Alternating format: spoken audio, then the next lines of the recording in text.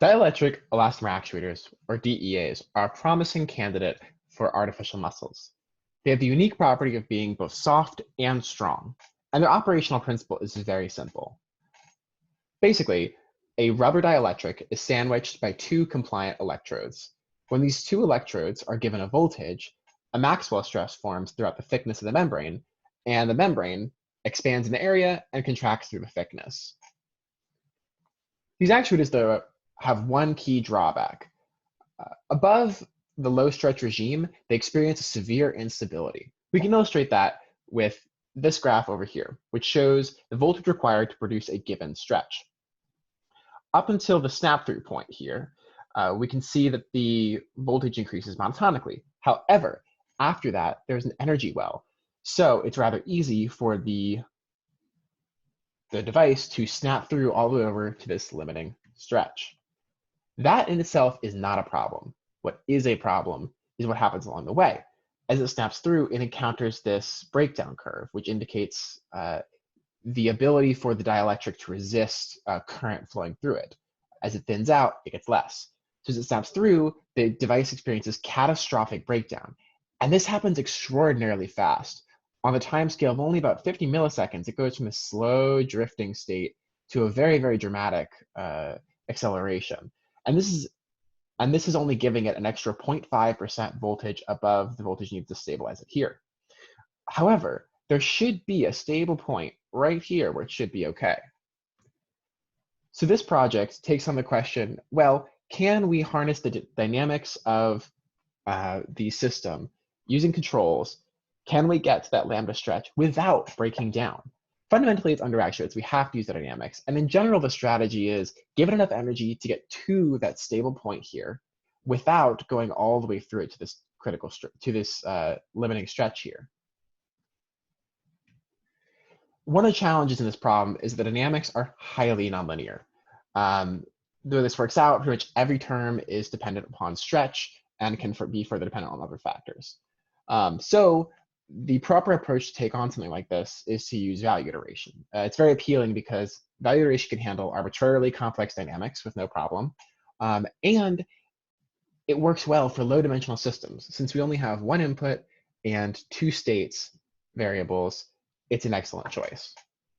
In order to create a value iteration algorithm, however, we have to construct a cost function.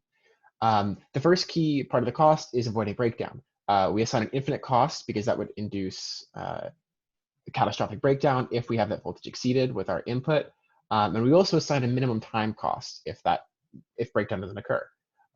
We say that if it's too far away or if it's going too fast, we add 1. Another challenge of the system is because it is so unstable around these critical points, if you don't discretize correctly, you will have unstable behaviors and your policy simply won't converge to a good solution. So around our critical points, I implemented a dense logarithmic distribution that ensures that there's at least one point exactly at that equilibrium point and many points close to it. As we get further away, we use a standard linear distribution, which allows us to cover a wide parameter space. Using the fitted value iteration function in Drake, I constructed these cost to go and policy maps. They look quite reasonable. You can see the target point in green there. The cost to go decreases as you go towards it. It's the same thing represented as 3D surfaces. And I implemented these as a voltage controller, again, using Drake. You can see the diagram in general shown here. The performance of it was quite good. It did exactly what I expected to do, which is that it accelerated very quickly to a high level using a high voltage over here.